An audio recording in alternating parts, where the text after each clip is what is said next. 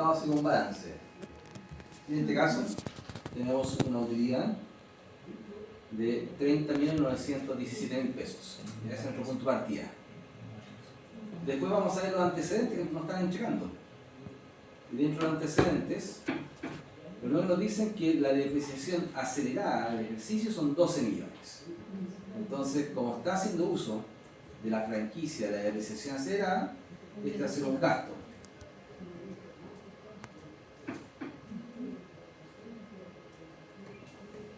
Este dice que es por 12 millones. Un punto. Un punto. Ay, se me olvidó cuando tenía aquí.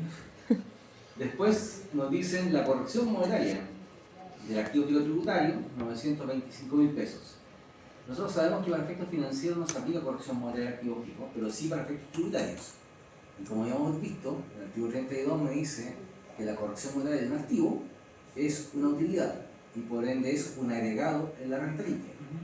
Es un agregado, corrección monetaria, activo fijo tributario, y este va a ser por 925.000.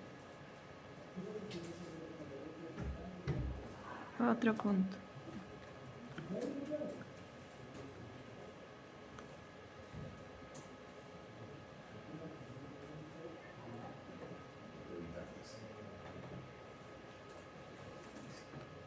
Después nos dicen, la cuenta de existencia se encuentran costos indirectos de fabricación por 4 millones.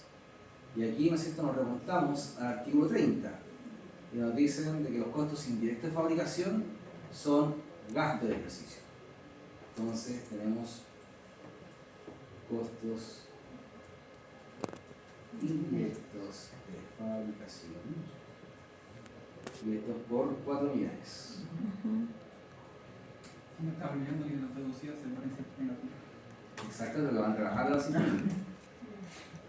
Después me dicen, hay un activo tributario, que son las inversiones en acciones, pero el dato nos lo dan al 31 de diciembre del 2023. Como es un activo tributario, entonces tenemos que aplicarle corrección monetaria.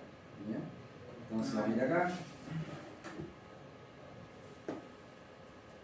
Inversión en acciones, saldo inicial, nos dicen que es de 6.350. No ha tenido variación durante el ejercicio, entonces aplicamos la corrección monetaria de todo el ejercicio, que sería de un 4,2%. Entonces tenemos corrección monetaria 4,2%.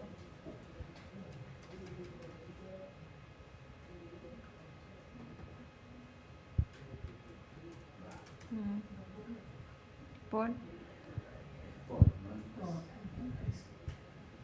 Y como esto también es una utilidad, también pasa a ser un agregado a la rentabilidad. Monetaria, inversión tributaria. Vamos a hacer la distinción.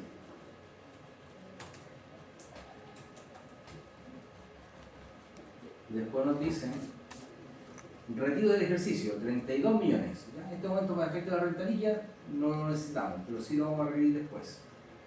Después me dicen el capital propio tributario al 31 de diciembre del ejercicio anterior son 73 millones. Ese dato sí lo necesito. Entonces vamos a tener capital propio tributario. Tenemos el saldo inicial.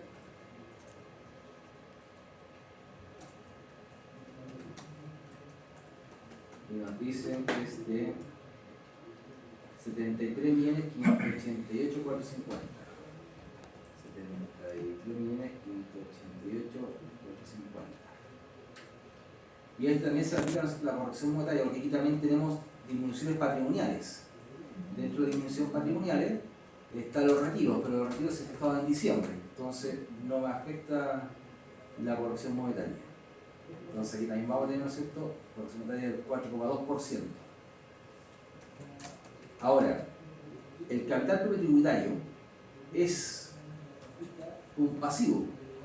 Entonces, al ser pasivo, la corrección monetaria pasa a ser una pérdida, un gasto. Así que lo vamos a tratar como un deducido. Entonces tenemos corrección monetaria, el capital propio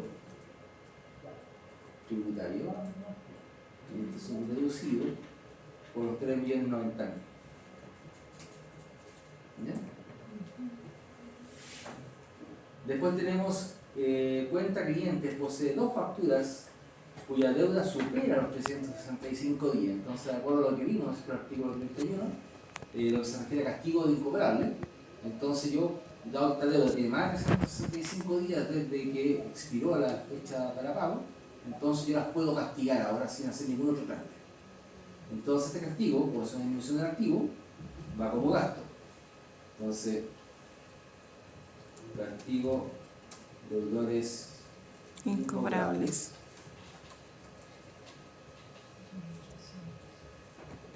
y sería por 1.850.000.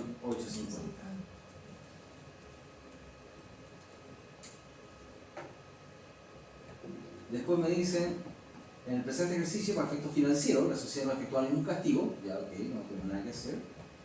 Después me dicen, los derechos de llave no corresponden a desembolso efectivo. A ver, ¿qué es lo que pasa con los derechos de llave? Los derechos de llave en general son intangibles que crea la empresa, ¿ya?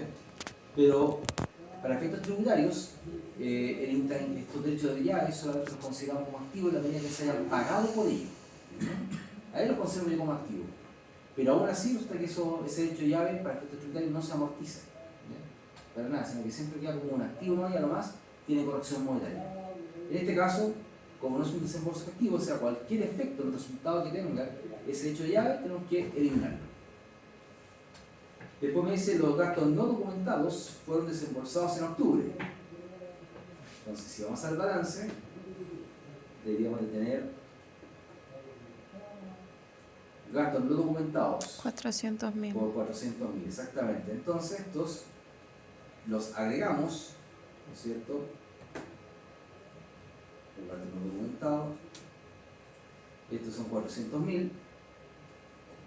Y como es, ¿no es cierto?, un gasto rechazado, lo vamos a identificar al tiro, porque es un gasto que no está documentado, entonces tenemos que aplicarle corrección monetaria.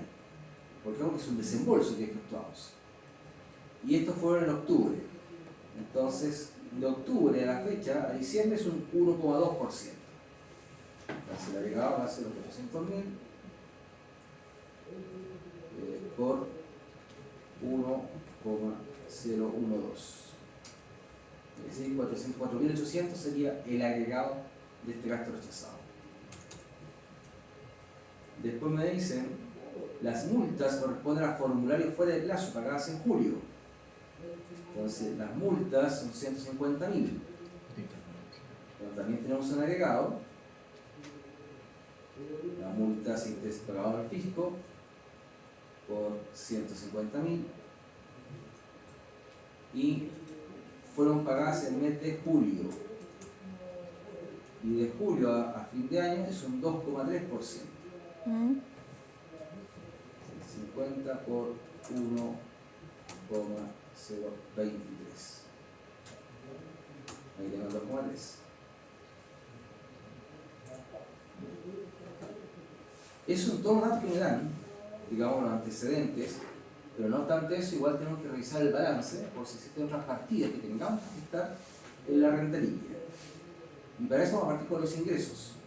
Y en los ingresos tenemos las ventas y tenemos dividendos recibidos. Los dividendos recibidos, de acuerdo a lo que vimos, ¿no es cierto?, en el artículo 33, esa utilidad tributa en la empresa que la genera.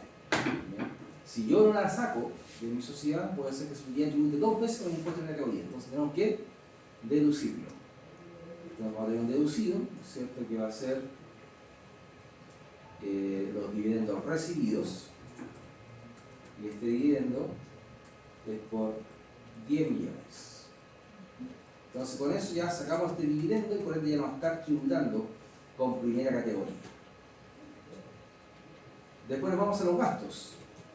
En los gastos tenemos remuneraciones, ya, gasto no documentado que está ajustado, las multas también están ajustadas, después tenemos costo de venta, honorarios, gastos generales. Aquí generalmente le podríamos pedir, ¿no es cierto?, a la empresa que nos detalle en qué consisten estos gastos generales para saber si están asociados o no al giro y si están debidamente documentados. En este caso lo vamos a saltar. Arriendo de oficina y tiene, ¿no es cierto?, deudas incobrables, que lo más probable es que sea una provisión. Entonces, este gasto que tiene la sociedad, vamos a ver si la provisión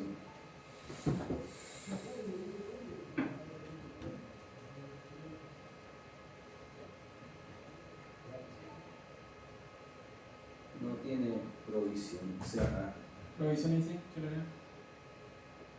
¿Cómo por el 20, como por el 30?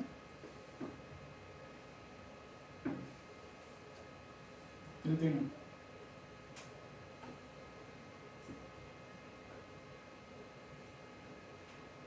provisión impuesto único.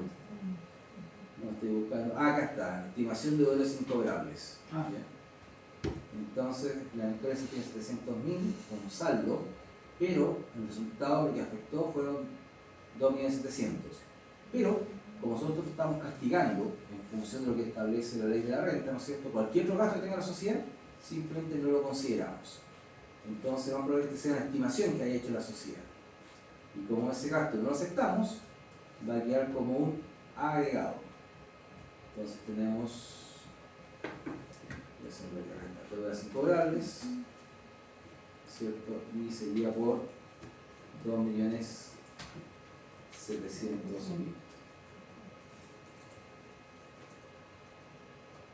Después de ello, tenemos la depreciación del activo fijo, esta es la depreciación contable. Y nosotros lo que estamos haciendo es usar la tributaria. Entonces la depreciación contable tenemos que eliminarla.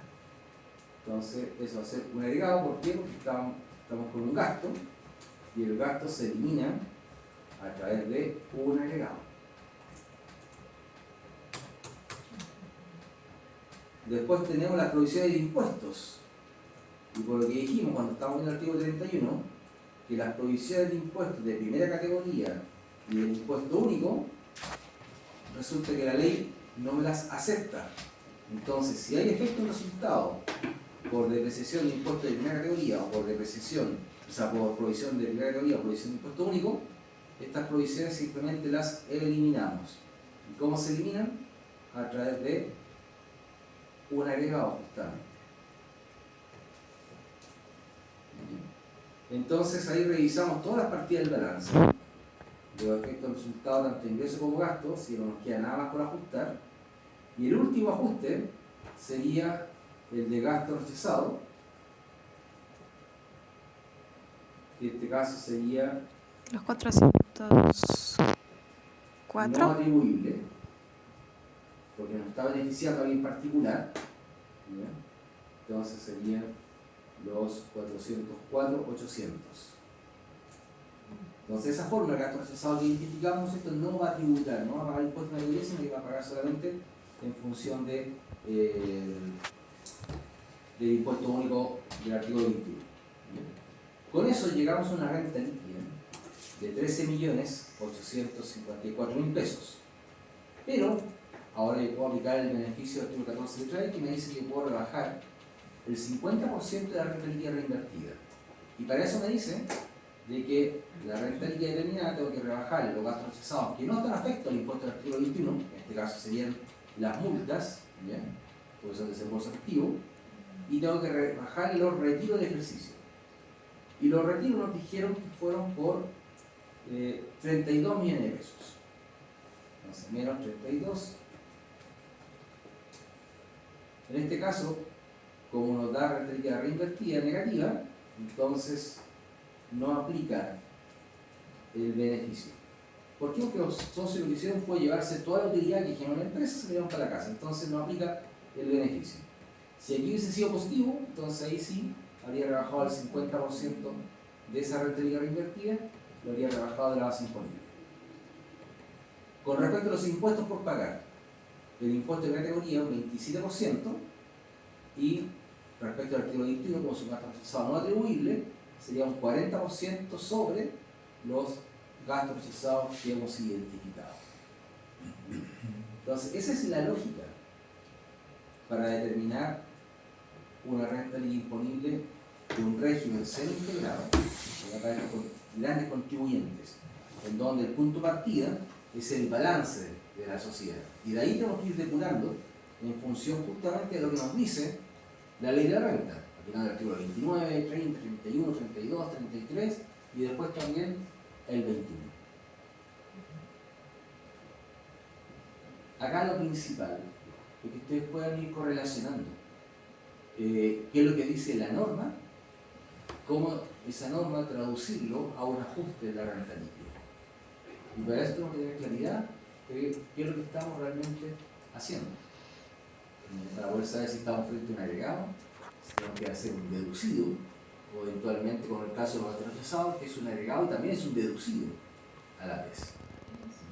Entonces, eso lo tienen que ir dominando. Ahora no se lo aprenden de forma mecánica. Ah, si es depreciación acelerada, deducido. No. Tienen que ver por qué es un deducido.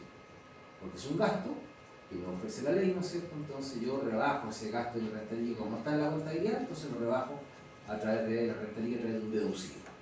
Ahora, como yo estoy haciendo uso de la depreciación acelerada, que me permite, ¿no es cierto?, llevar un mayor gasto en la renta, entonces significa que no estoy usando la depreciación contable. Por ende, ese gasto que trae la contabilidad por la depreciación contable tengo que eliminarlo. Y si es un gasto, ¿cómo elimino el gasto de la renta líquida? A través de un agregado. Entonces, esa es la forma que ustedes tienen que ir analizando los distintos ajustes. Y además que aprendérselo si es agregado o deducido, no, ustedes tienen que llegar a esa conclusión. ¿Qué ajuste tengo que hacer? Básicamente. ¿Bien? Ahora, este es el primer ejercicio. Si vamos a hacer varios. Así que no se duda. Ahí van a ir soltando la mano y a ir asociando debidamente los ajustes que correspondan. Una consulta. Las mercaderías que están en inventario el 31 de diciembre son deducibles de... La mercadería no. Algún concepto de la mercadería sí. En este caso nos dicen, como la empresa fabrica, por eso nos dicen que hay costos indirectos de fabricación. Entonces lo que nos decía el artículo 30, que cuando yo fabrico, solamente se reconoce como costo tributario la materia prima y la mano de obra directa. Por ende, los costos indirectos de fabricación son gastos de ejercicio. ¿Bien? Ahora nos pueden decir, oye, la empresa compra para vender. Entonces, si compra para vender, acuérdense que el mismo 30 nos dice que tenemos la opción de llevar a gasto el flete y el seguro que se incurre en el territorio nacional. Ahora, para que no se confunda, eso sí, solamente en el régimen ProPyme es donde yo tomo la mercadería y la llevo toda a gasto al tiro, si está pagada. Acá no, acá está en función de ciertos gastos que me permite hacer la ley.